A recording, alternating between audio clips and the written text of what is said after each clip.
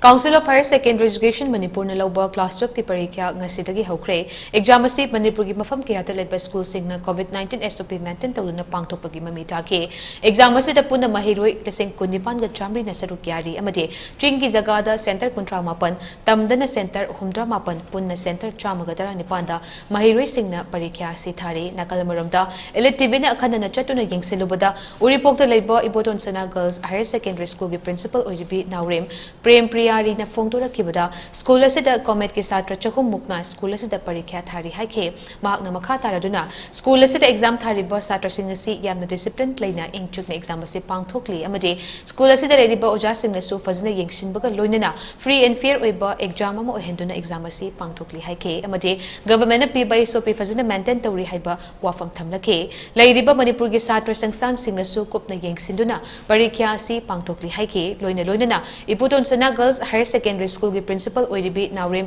prem priyari na class 12 ki parikha thariba satra singh asi mai pakpa oyu haina yaifa mangol pirakhe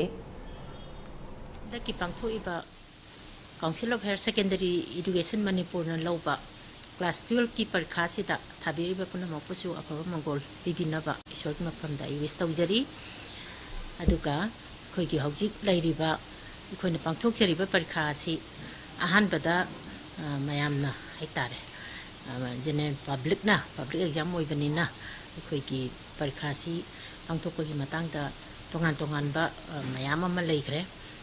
adu khoi school ki site ki so angang singsi ki khoi ki online and offline animakta khoi makhoi da class se phajana piraka best level da khoi ki maximum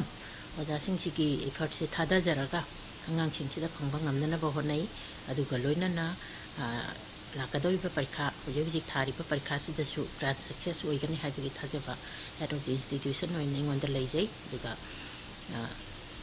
Manipur sarkar na piriba india government gi makha da sathariba koi ki SOP sabsan maintain tawjai wajasing si cooperation koi ki staff ke all the members of the staff koi ki putun na girls higher secondary school gi staff khuding